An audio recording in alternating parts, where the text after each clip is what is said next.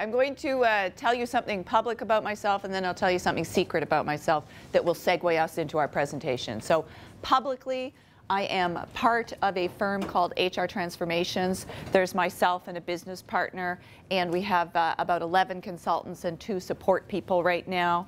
So we are a boutique firm, which we hope makes us sound like a good shoe store, small but exclusive.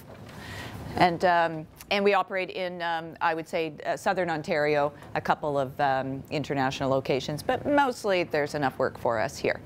So we're in the organizational development, change management, and training fields, and that's what we do.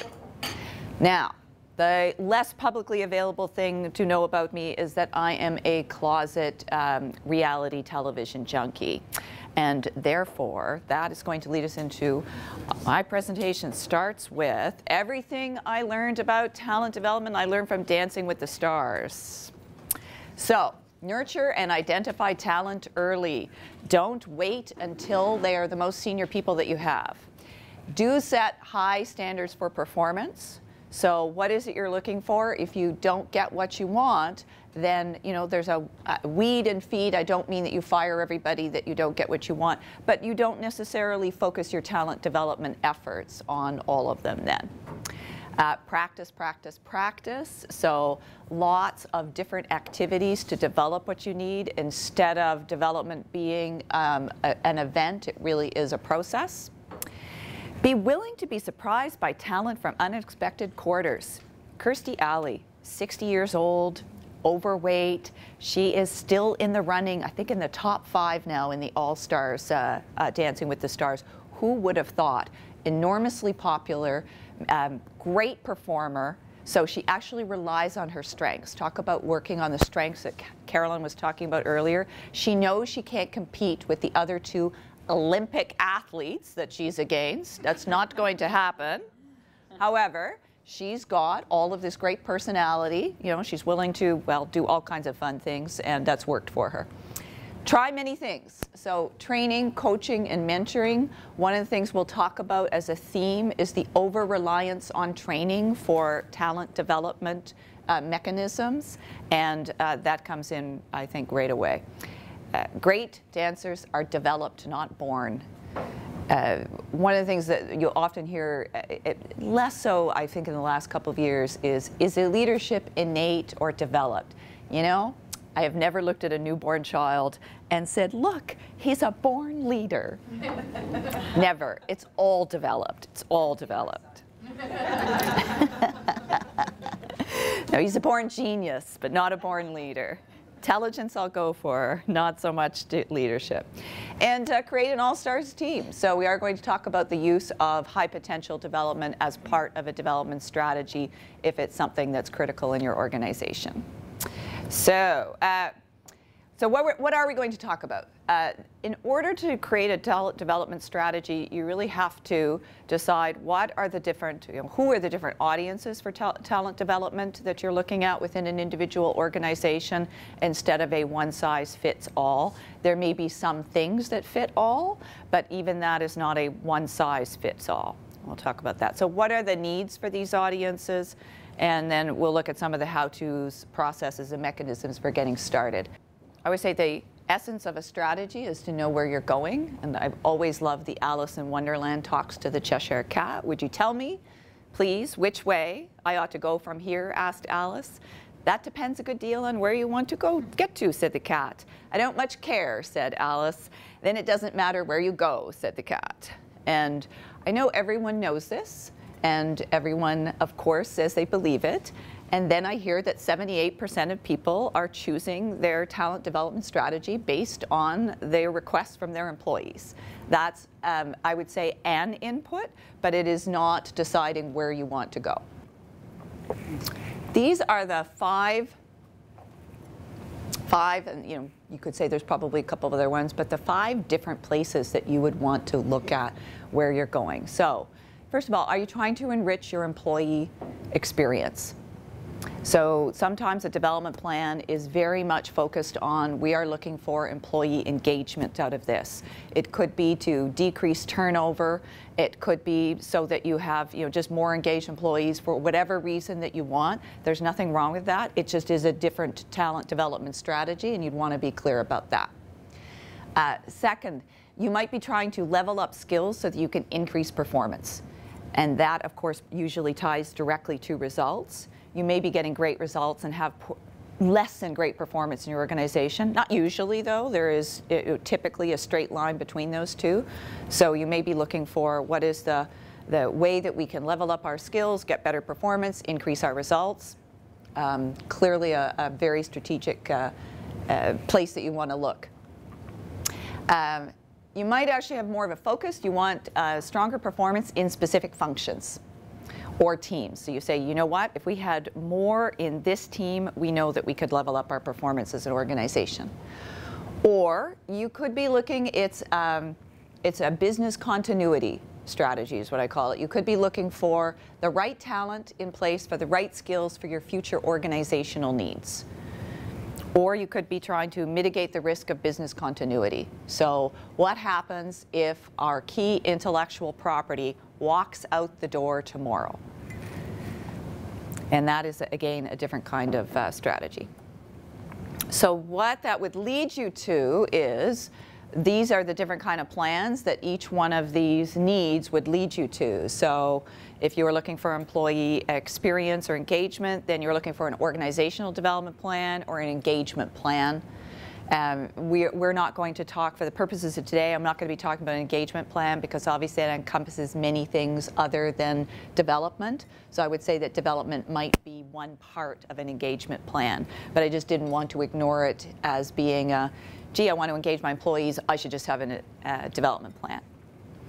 If you're going to level up your skills, then you're looking for an organizational development plan. If you are increasing results in specific functions or teams, then you're looking for a function development plan. If you want the right talent in place, you are looking for a high potential development plan. If you want to mitigate the risk of business continuity, you're looking for a succession plan or a knowledge transfer plan. So just some definitions. The reason why I think it's important to have definitions is just so that you sort out what it is you're doing. What I notice is people often collapse them all together in terms of their strategy because many of the outputs look the same. So you might have an output that is, individual development plans for all or a certain subset of your organization, but they come from many different places if you actually think about where is it we're going. So that's why I think it's important to look at that, because the road along the way is not quite the same. So a development plan is, when I say this is an organization development plan, it says here are the priorities for the organization or for the function to increase or add skills. Succession planning is actually the process of identifying and developing potential successors for critical positions. So, and typically critical positions are senior positions, not always, but they tend to be your more senior positions in your organization. High potential development, and that one is often side by side, and it's so closely related to succession planning that they're often seen as the same thing, and they're not. But high potential development is the identification and development of, I would say, a pool of talent. So it is, who are your people without portfolio? So they're not necessarily identified as specific successors to specific parts of the organization, although they could be. But so there's some overlap. But they are the pool of people that you think of as being, these are the people that we want to leverage because they are our, they are the future of our organization in some way or another.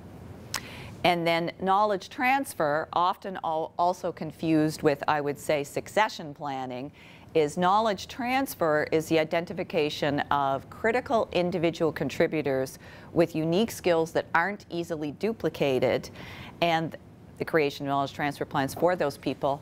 So in other words, unique skills that aren't necessarily at a senior part of the organization, but you don't want those skills walking out the door.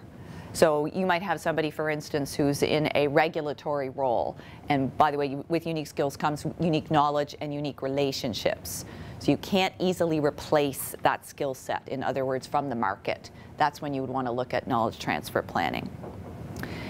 For the purposes of this discussion, we're not going to spend a lot of time on succession planning. I've put a couple of slides in the index appendix so that you can take a look at those if you want.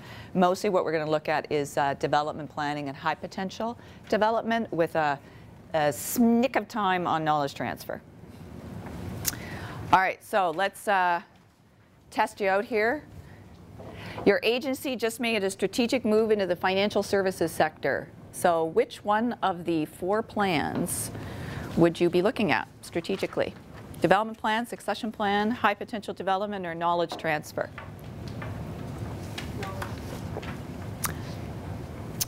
Nope.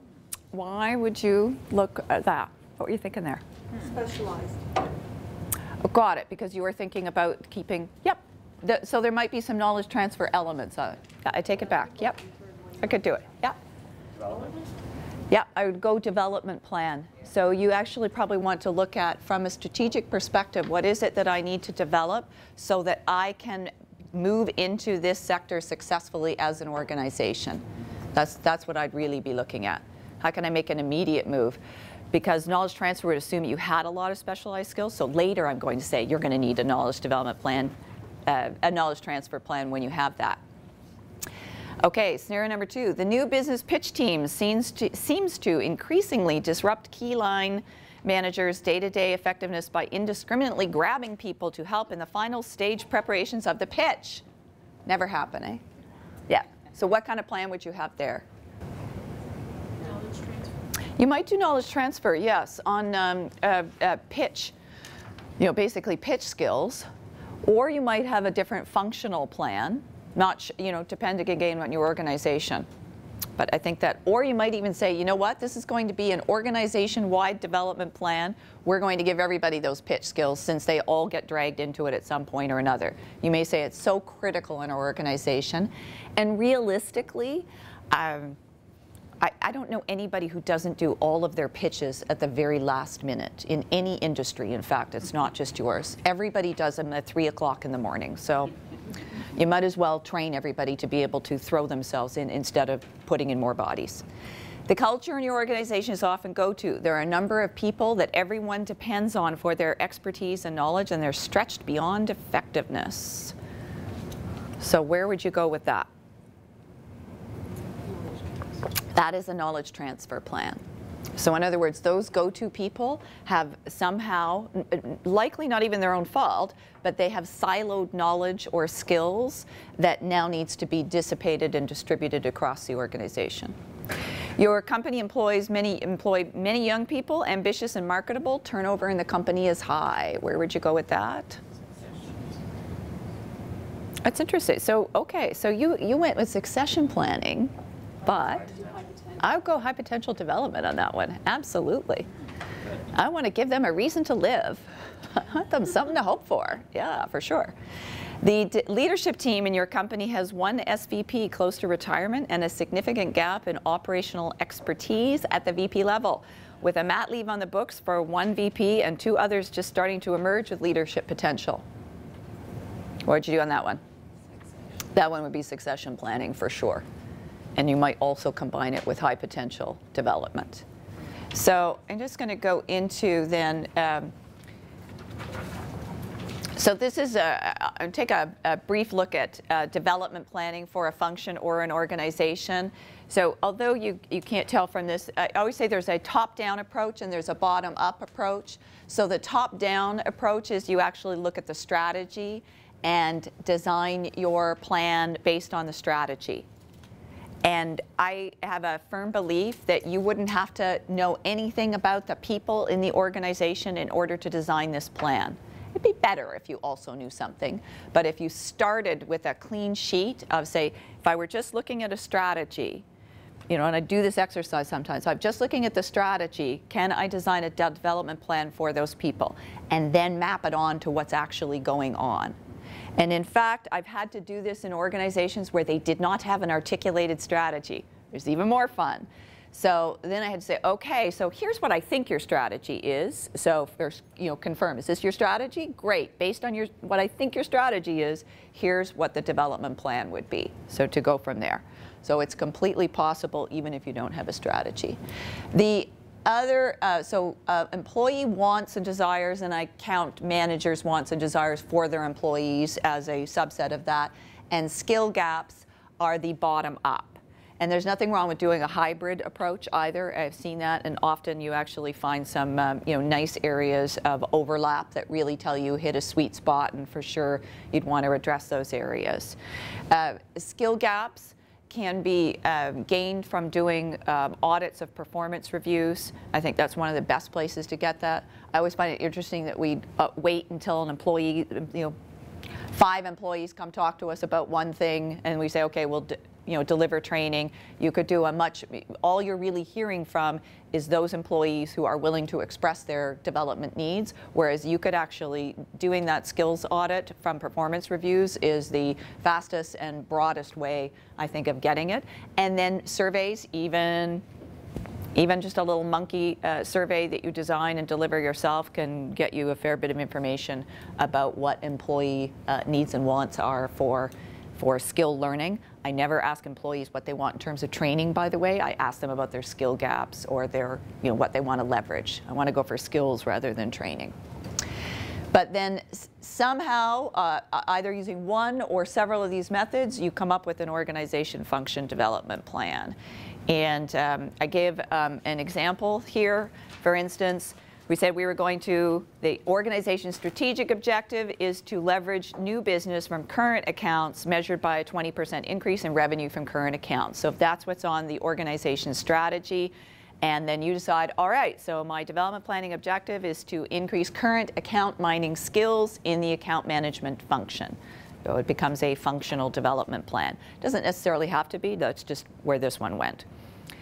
Development plan tactics identify bright spots, so who are the top performers, and this identifying bright spots is a strengths building technique that Carolyn is familiar with, and create 5 top tips and techniques of those performers and embed all of them into account management employees' individual objectives for the year.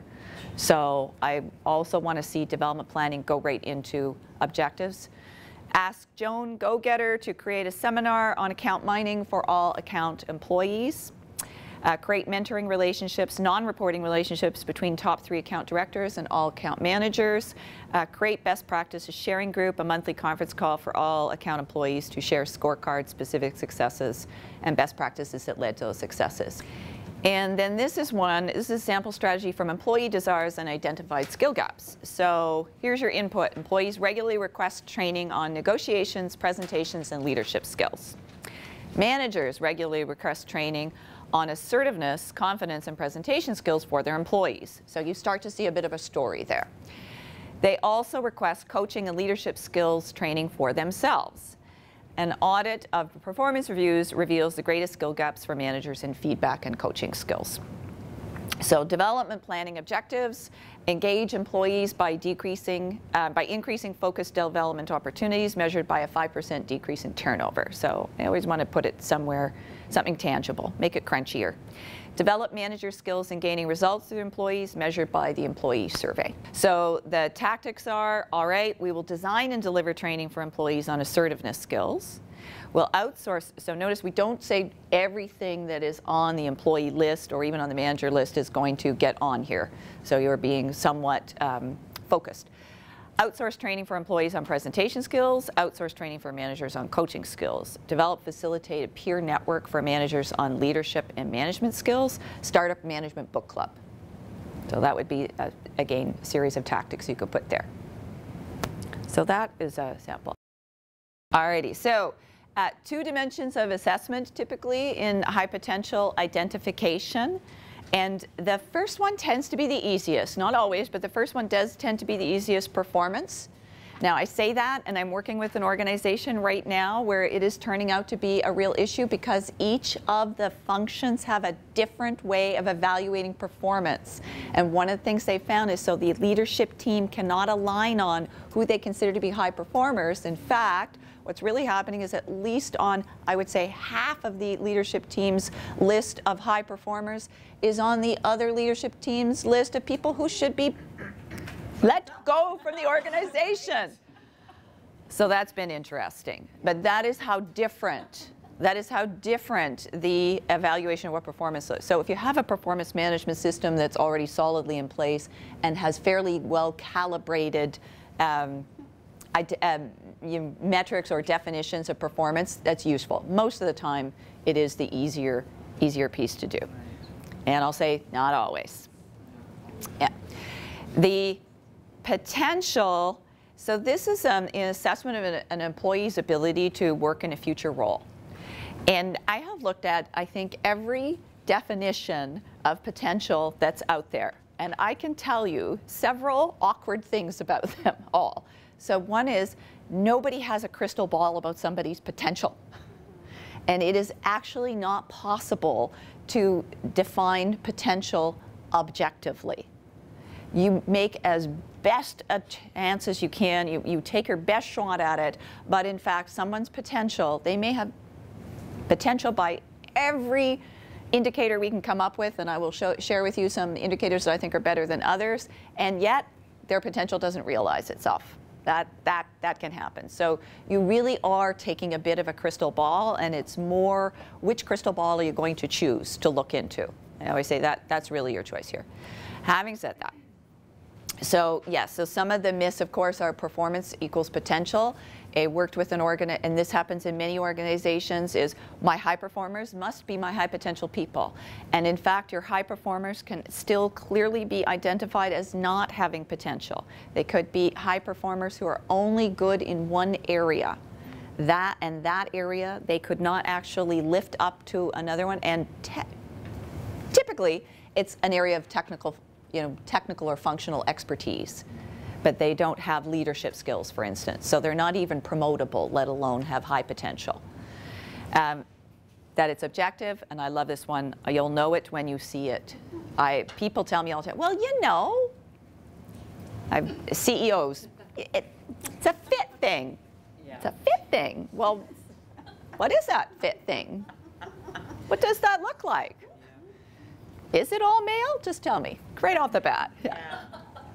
And so so the reality is, so it's not always realized, as I said. It is subjective, but there may be some objective indicators. And for everything that I have seen out there, I think that these are some of the best that I have seen for indicators of potential. You may want to use some or all of them. I have, so propensity to lead. They bring out the best in others. Authenticity, admitting mistakes is a big one. They're open to feedback. Learning agility, so the Lominger research on learning agility is pretty good here. Adaptability in the face of change. So, Carolyn was commenting about resilience, and that seems to be one of the things that indicates high potential.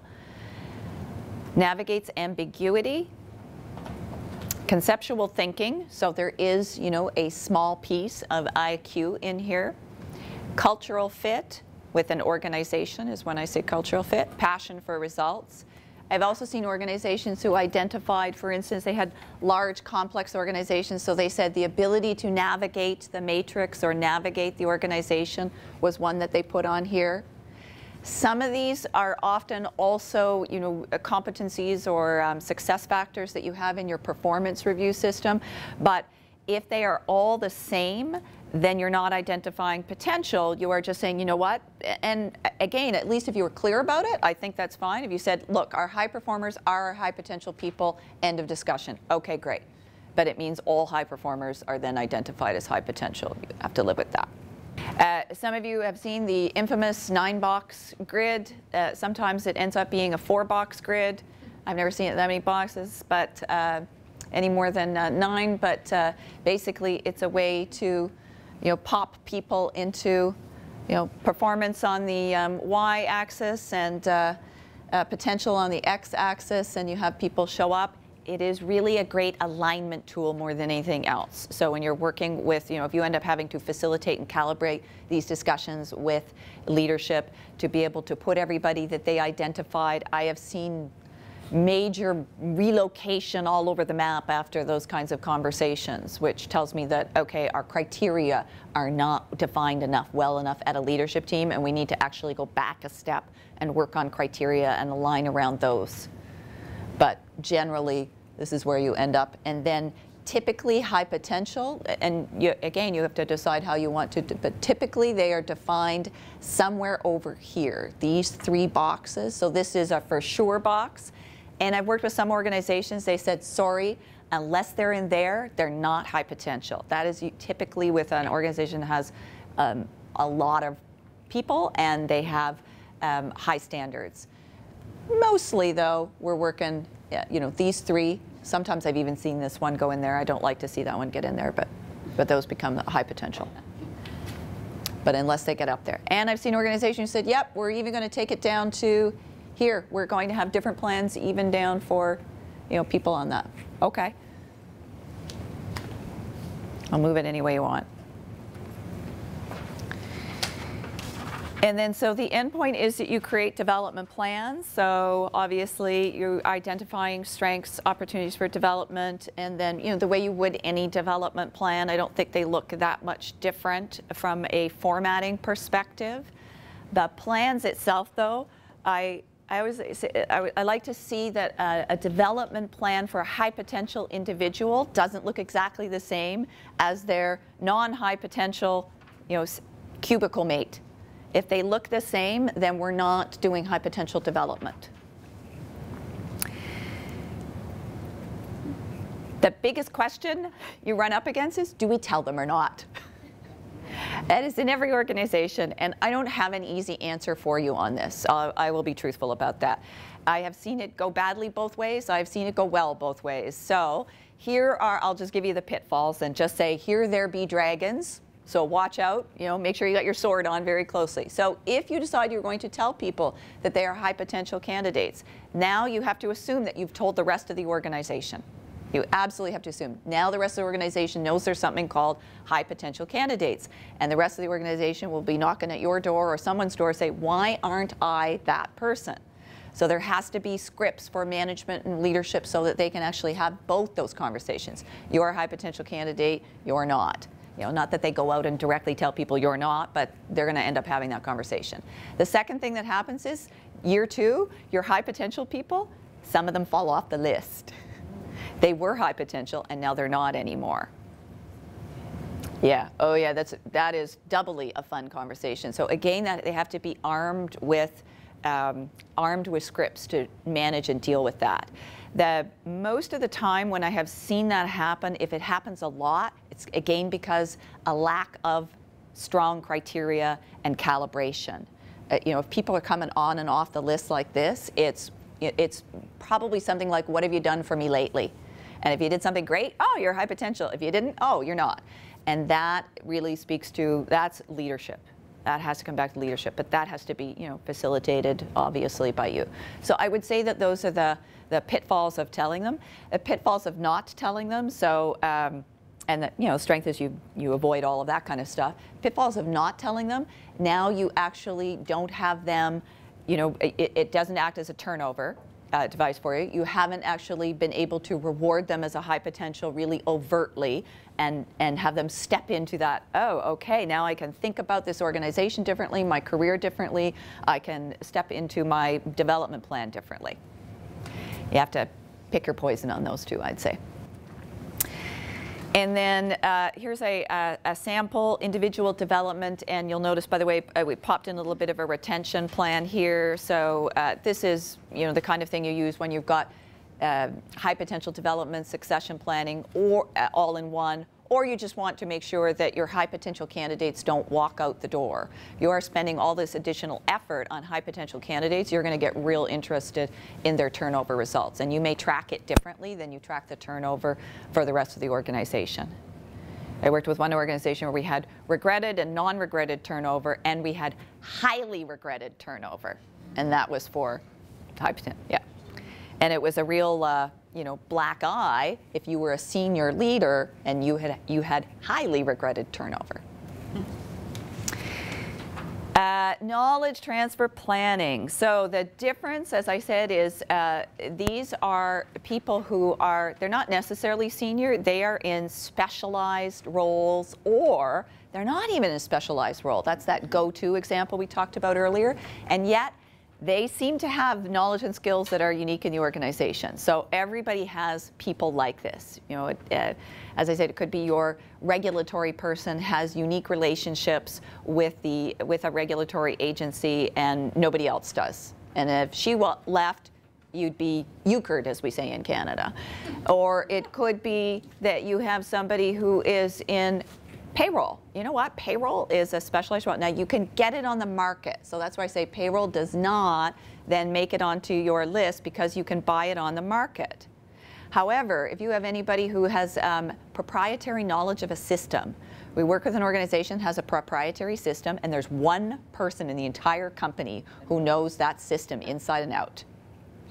And that person holds them up once a year. Give me all your money. Because he's never going to do anything else in that company. That's all he knows how to do.